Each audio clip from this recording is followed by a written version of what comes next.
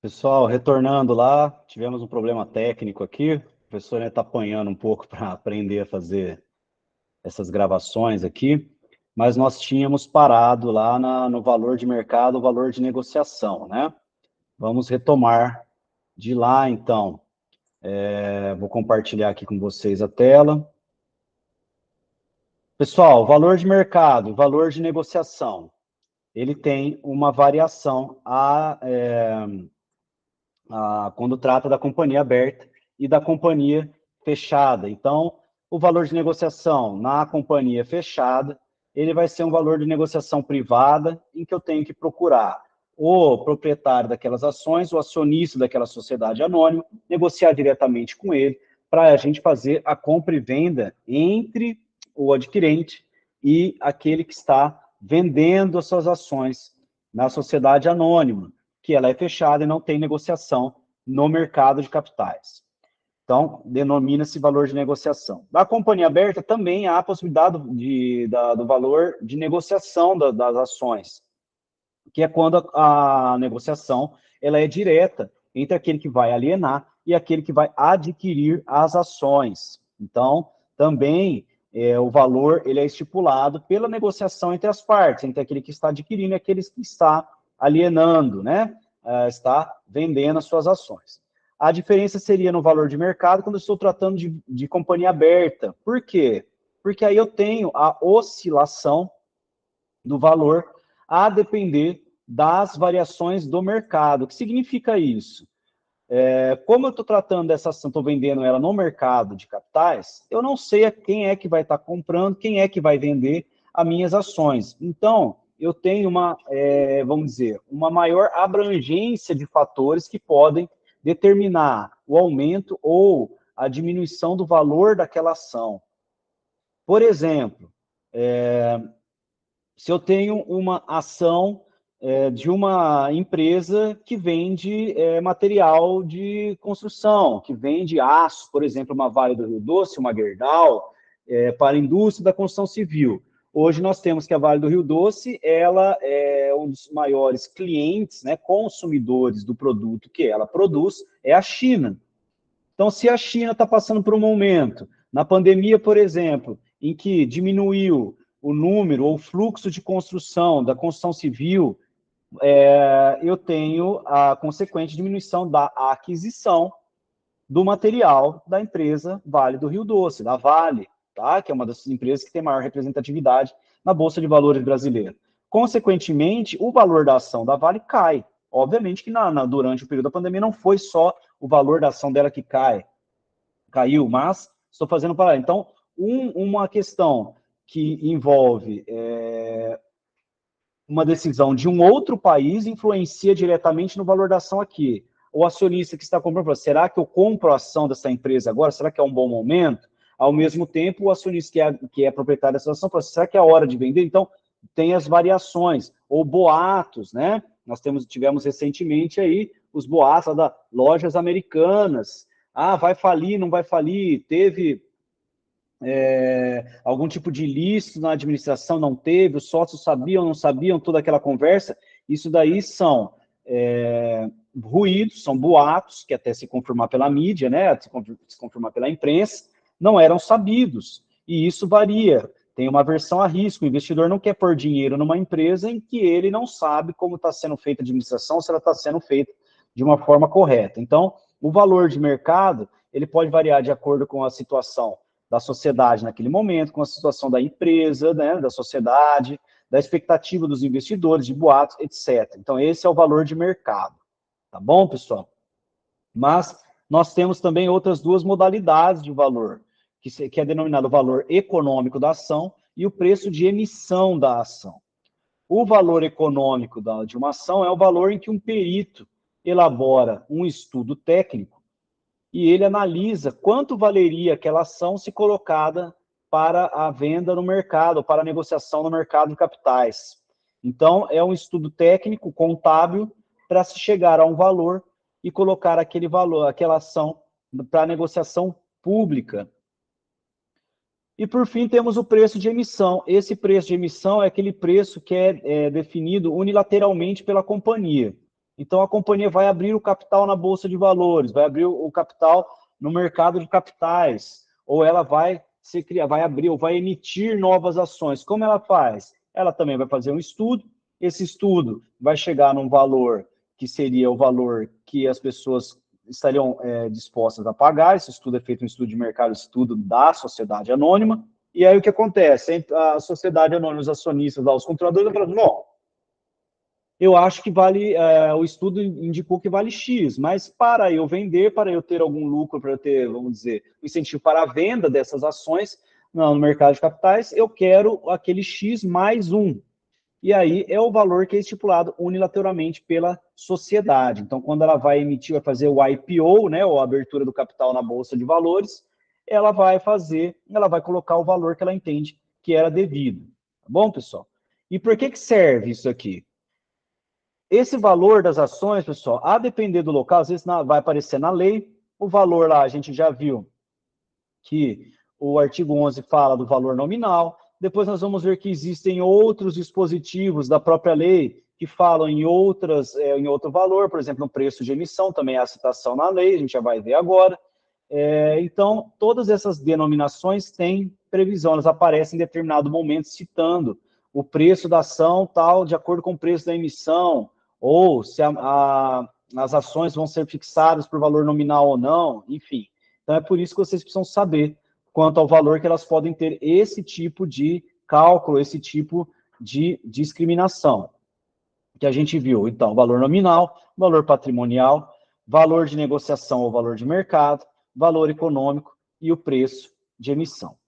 Beleza, pessoal? Então, quanto ao valor das ações, era isso que a gente tinha. Passando para o próximo tópico, nós vamos falar agora sobre a responsabilidade do acionista.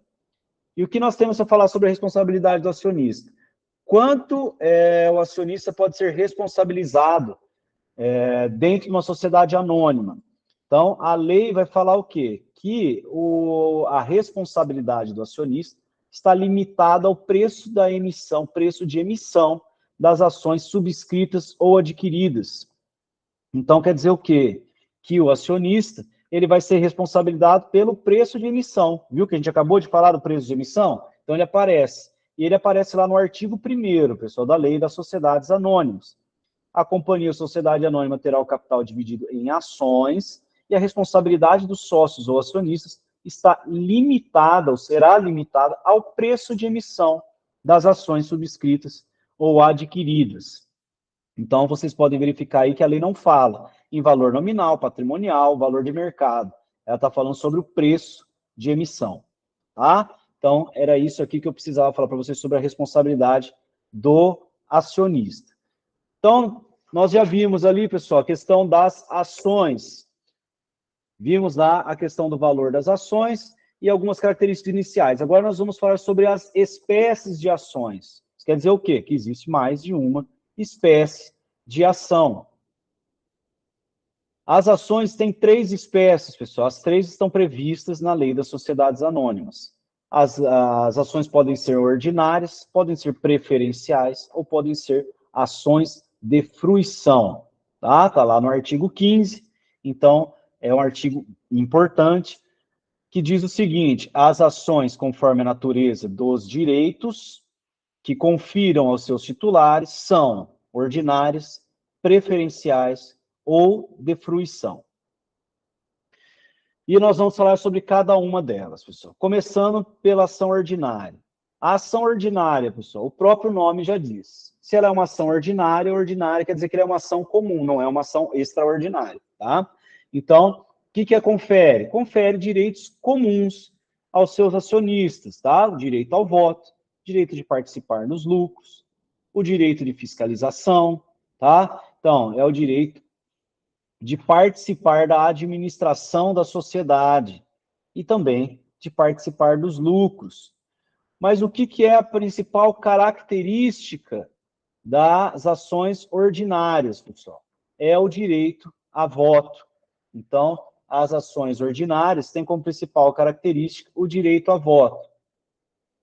Sei lá, o artigo 110, que fala da ação ordinária, fala que cada ação ordinária corresponde a um voto nas deliberações da Assembleia Geral.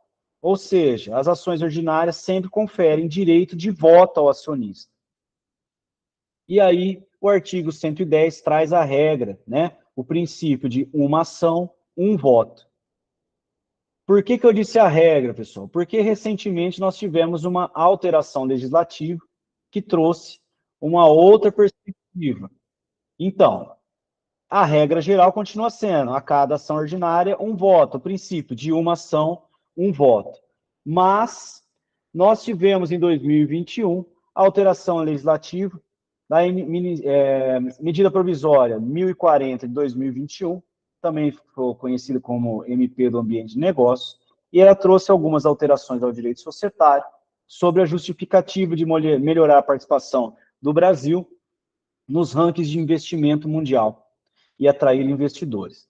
Posteriormente foi convertida em lei, tá, pessoal? Lei 14.195 de 2021. Então, a MP do Ambiente de Negócios. E qual foi a alteração legislativa, pessoal, que essa medida provisória trouxe? Ela trouxe o voto plural.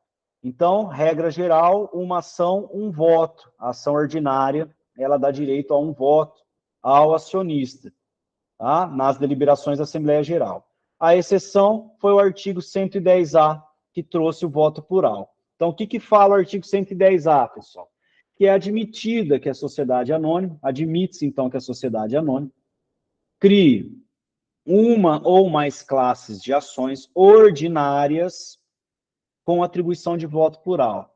E essas ações ordinárias com atribuição de voto plural não pode ter mais de 10 votos por ação, ou seja, regra geral, um voto por ação, exceção, ação ordinária com voto plural pode ter até máximo 10 votos por ação ordinária, tá? Na companhia fechada, é a regra do caput do artigo 110A. Então, a atribuição de voto plural não superior a 10 votos por ação ordinária. Na companhia aberta, também.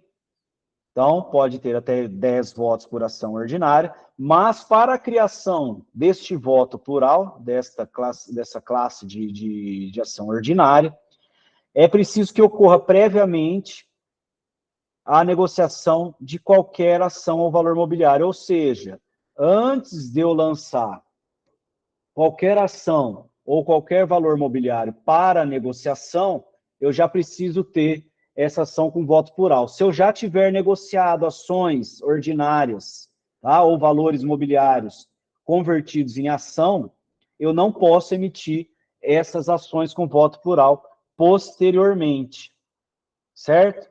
Então, a sociedade anônima, a companhia aberta, só pode criar as ações com voto plural antes da listagem da negociação dos valores mobiliários no mercado. Tanto as companhias fechadas como abertas pode criar o voto plural. Só a companhia aberta tem essa restrição, que ela só pode criar o voto plural antes da listagem e negociação de valores mobiliários no mercado. Então, todas as companhias, todas as sociedades anônimas podem criar uma ou mais classes de ação ordinária com voto plural. Limite, no máximo, 10 votos por ação.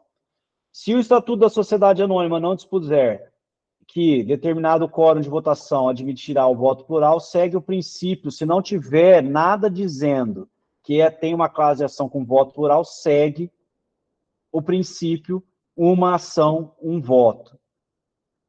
Um outro parênteses que é bom a gente fazer aqui é que no caso de transferência da ação de voto com voto plural, então se eu tenho uma ação com voto plural e eu faço a transferência para uma outra pessoa, para um outro acionista, eu vendo a minha ação, ou eu compro a ação de outro acionista com voto plural, essa ação ordinária com voto plural, ela se converte a uma ação ordinária sem voto plural, salvo se o terceiro que comprou minha ação com voto plural também for titular de outras ações com voto plural, tá?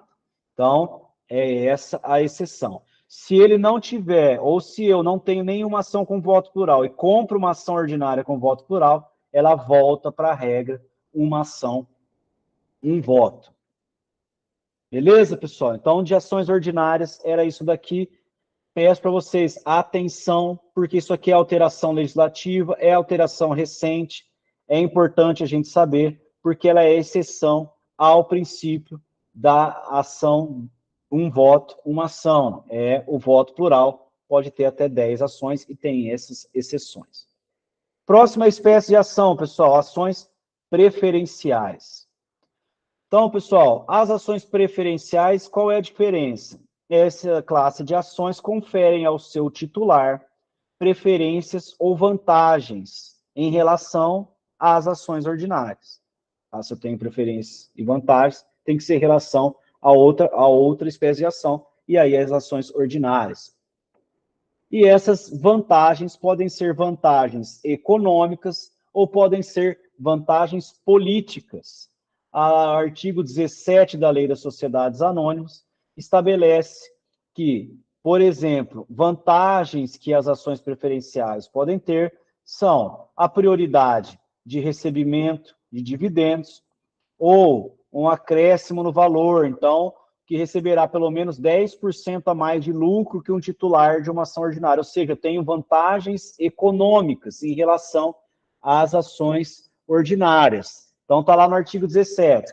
As preferências ou vantagens das ações preferenciais podem consistir em prioridade de distribuição de dividendos, seja fixo ou seja mínimo, prioridade no reembolso de capital, com prêmio ou sem ele, ou a acumulação das preferências e das vantagens que estão no inciso 1 e no inciso 2. Então, em relação à ação ordinária, se eu sou acionista com ação preferencial e eu tenho outro acionista com ação ordinária, e no estatuto lá da sociedade anônima preveja que os detentores, os acionistas de ações ordinárias vão receber o dividendo antes, eu vou receber o dividendo antes, ou eu vou receber um dividendo com acréscimo em relação ao acionista que tem uma ação ordinária, tá? Mas aí você me pergunta, qual a vantagem, então, de eu ter uma ação ordinária? Se o acionista da ação preferencial, ele pode receber mais que eu e vai receber antes do que o acionista da ação ordinária. Qual a vantagem de eu ser um acionista da ação ordinária? Então, pessoal, aí existem essas vantagens, mas existem algumas desvantagens. Isso aí vai depender de qual é o tipo de acionista. Existe, então, uma ação para cada tipo de acionista. Se eu sou um acionista de uma ação preferencial, eu já falei isso em sala de aula. Às vezes eu estou investindo em uma determinada ação, uma determinada sociedade, com qual objetivo? Olha, eu quero me tornar um acionista que tenha direito a voto na Assembleia. Por quê? Meu objetivo é participar da vida social daquela sociedade. Então, eu quero lá poder participar da Assembleia, poder votar em determinados assuntos que eu entendo importante, levar esses assuntos à pauta. Esse é o objetivo de uma classe de investidores, por exemplo, ou de acionistas. Esses acionistas ordinários, eles sempre terão direito a voto, tá? Tem outra classe de acionistas, tem outra classe de investidores que eles não têm interesse algum em participar de uma assembleia, de uma votação. Ele quer o quê? Ele quer ter o direito de poder fiscalizar as contas, analisar, isso daí é um direito inerente a todo acionista, e ele quer receber dividendos, então ele investe em determinada sociedade anônima, porque ele quer só receber dividendos. Então, para ele é mais vantagem ter uma ação preferencial, e essa ação preferencial, como eu disse, ela tem vantagens, mas ela pode ter algumas desvantagens. E tem acionistas, tem investidores que querem participar ativamente da vida de uma sociedade. Então, ele quer ter uma mesa no conselho, uma cadeira no conselho, ele quer ter um voto na assembleia, ele quer participar ativamente da vida daquela sociedade anônima. Então, é para isso, tá, que existe essa diferenciação. Então, acionistas que se importam em participar das deliberações, que querem participar das assembleias, que querem participar da administração da sociedade, da tomada de decisões, e outros acionistas que somente querem receber o lucro que aquela sociedade pode produzir. Tá? Então, seria essa uma justificativa. Mas aí, eu acabei de falar, né? Eu posso ter as ações preferenciais com preferências e vantagens, mas também posso ter algumas desvantagens. E quais seriam essas desvantagens?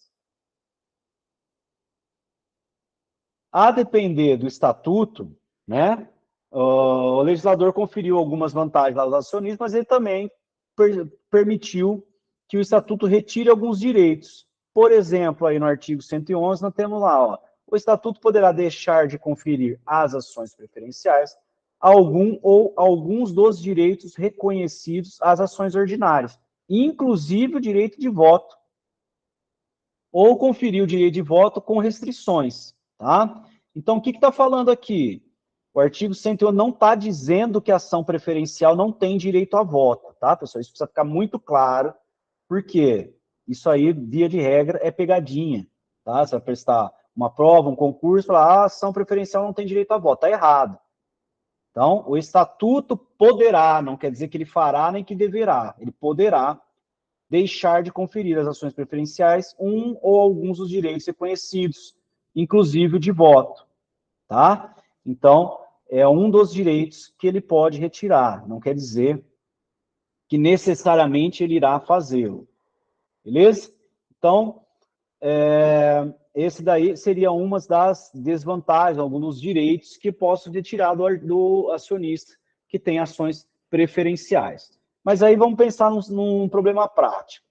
Eu sou um acionista com direito, com ações preferenciais, ou seja, eu tenho preferência, vamos dizer lá que o estatuto preveja, no recebimento dos dividendos. Só que essa sociedade anônima, para ela distribuir dividendos, ela tem que ter lucro. Se eu não tenho dividendos, se eu não tenho lucro, eu não posso distribuir lucro. Dividendos nada mais é do que lucro, que a sociedade, em vez de reinvestir na própria sociedade, ela divide entre os seus acionistas, ela distribui entre os acionistas. Se a sociedade anônima ela não tem lucro, e vamos dizer que eu sou um acionista preferencial sem direito a voto, e eu não recebo os dividendos, nem os dividendos mínimos, qual a vantagem que tem de eu ser acionista dessa sociedade? Então, se o acionista que adquire ações preferenciais sem direito a voto, e ele tem no estatuto previsto direito a um dividendo mínimo em contrapartida, se a companhia passa a deixar de pagar ou distribuir os dividendos mínimos, eu estaria ali num prejuízo, certo? Sem direito a voto, sem direito a dividendos, eu ficaria amarrado. E para isso, a lei das sociedades anônimas, ela trouxe uma previsão que fala que as ações preferenciais sem direito a voto vão adquirir o direito a voto se a companhia, pelo prazo previsto no estatuto, que não pode ser superior a 3 exercícios consecutivos, deixar de pagar os dividendos fixos ou mínimo que fizerem jus. Tá? Então, o que está dizendo aqui? Olha, o administrador da sociedade anônima, você emitiu ações preferenciais sem direito a voto. Está lá no estatuto falando que o acionista preferencial não tem direito a voto. Mas está falando no estatuto que ele tem direito a um dividendo mínimo. Se você não cumprir, você deixar de pagar esse dividendo mínimo por um prazo previsto no estatuto, mas que não pode ser maior do que 3 exercícios consecutivos. Se você deixar de pagar esses dividendos mínimos por esse período, esse acionista preferencial ele passa a ter direito a voto. E isso não é bom, né? Se você emitiu as ações sem direito a voto, é porque você não quer que esses acionistas votem. Por quê? Pode ser que esses acionistas votem e tomem alguma decisão que seja contrária, por exemplo, aos interesses aí deste acionista controlador, por exemplo. Tá? Então, se ele fica sem receber essas vantagens adquiridas pelo voto, até que ele receba o dividendo, ele passa a ter direito a voto. É uma forma ali de pressionar a companhia a cumprir o seu estatuto ou tomar alguma providência sobre a administração ou controle desta companhia, tá bom? Outro ponto, pessoal, que é importante aqui para vocês saberem. Tá, eu posso, então, emitir ações preferenciais sem direito a voto. Eu posso pegar e falar assim, bom, eu vou emitir meia dúzia de ação ordinária com direito a voto e todo o resto eu vou emitir preferencial sem direito a voto. E vou tirar o direito de voto de todos os acionistas? Não pode, pessoal, tá? A lei veda esta prática. Então, a lei fala que o número de ações preferenciais sem direito a voto, ou sujeito a qualquer tipo de restrição ao direito a voto, não pode passar de 50% do total das ações emitidas pela sociedade anônima. Então, qual é o máximo de ações preferenciais sem direito a voto que eu posso ter numa sociedade anônima? 50%. Não posso passar disso daí, tá bom? Porque isso aí seria uma forma de você inviabilizar ali a participação das ações preferenciais. Bom, mas a gente falou que as ações preferenciais conferem vantagens econômicas e vantagens políticas. Até agora a gente viu aqui só vantagens econômicas, né, ou desvantagens econômicas. A gente não viu nenhuma vantagem política. E quais seriam as vantagens políticas que as ações preferenciais poderiam ter? O artigo 18 da Lei das Sociedades Anônimas fala que o Estatuto pode assegurar a uma ou mais classes de ações preferenciais o direito de eleger em votação em separado um ou mais membros dos órgãos de administração. Então, o que é isso, pessoal? Eu vou pegar os acionistas de ações preferenciais e eles podem eleger um representante, um membro no órgão de administração, justamente para que este membro no órgão de administração ele represente os interesses desses acionistas preferenciais. Então, essa é uma vantagem política, porque ele vai participar da política dessa sociedade anônima, representando os interesses desses acionistas preferenciais. Tá certo, pessoal? Então, era o que tinha sobre ações preferenciais. Agora nós vamos falar sobre ações de gozo ou fruição. As ações de gozo ou de fruição, pessoal, elas não têm muito uso, para não dizer que estão em desuso no Brasil, tá? Não houve, até o momento, nenhuma companhia que tenha se utilizado da ação de gozo ou de fruição. Então, dificilmente ela vai ser encontrada na prática, tá? Então, o que significa, ou qual seria o significado das ações de gozo ou de fruição? Ela seria uma amortização. Vou colocar aqui no dispositivo que fala para vocês, ó. As ações integralmente amortizadas poderão ser substituídas por ações de gozo ou de fruição, com as restrições fixadas pelo Estatuto e pela Assembleia Geral, que deliberar a amortização. Em qualquer caso, ocorrendo a liquidação da companhia, as ações amortizadas só concorrerão ao acervo líquido, depois de asseguradas as ações não amortizadas, valor igual ao da amortização, corrigindo monetariamente. Então, vamos traduzir o que está escrito aqui, pessoal. A amortização significa antecipação de pagamento. Então, as ações que vão ter uma antecipação. O acervo, pessoal, ele é um excedente do valor arrecadado pela companhia após a alienação dos seus bens para pagar credores na liquidação da sociedade.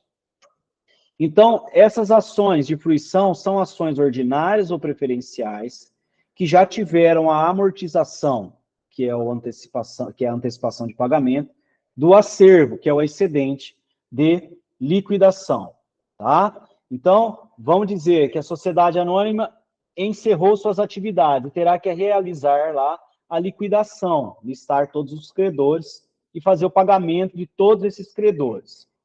Se o dinheiro que a companhia possui não for suficiente para pagar todos os credores, ela vai ter que arrecadar os seus bens e vendê-los, ou seja, vai pegar todos os bens que ela tem, tá? Bens, direitos, os créditos, e vai ter que alienar e transformar isso em dinheiro para pagar os seus credores. Se o valor de todos esses bens, tá? De todos esses créditos, ela pegou e vendeu tudo, esse valor for superior ao valor dos débitos, então, for superior ao valor que ela deve aos credores, esse saldo excedente ele vai receber o nome de acervo, tá? E o que acontece? Esse acervo tem que ser dividido entre os acionistas de acordo com a proporção das ações de cada um. Mas esse é o caso de uma liquidação da sociedade. Vamos pensar numa outra situação.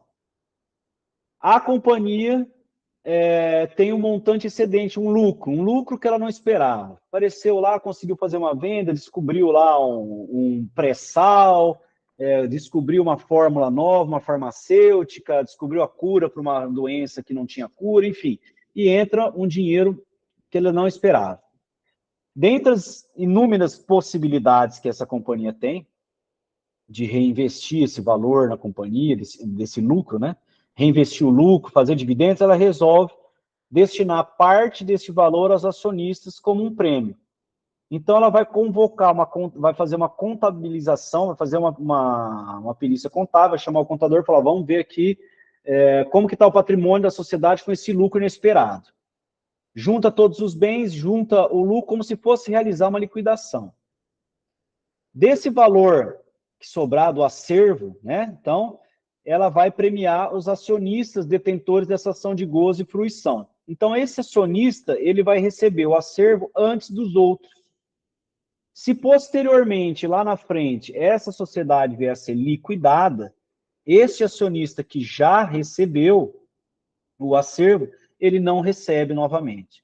Então, você percebe que é uma situação que ela não é muito corriqueira, tá? Por isso, o desuso, pessoal.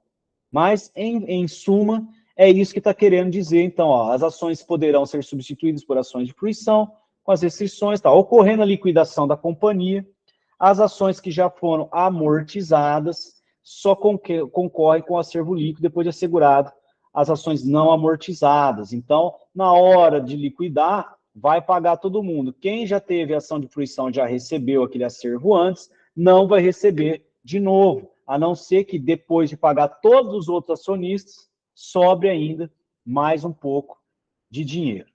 Tá bom, pessoal?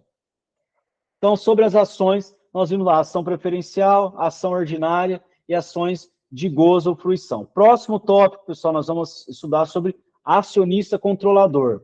Mas esse tópico do acionista controlador eu vou falar no próximo vídeo, para não ficar muito grande o arquivo aqui, não ficar muito comprido, tá bom, pessoal? Então, a gente já retorna dando continuidade aí ao tema das sociedades anônimas.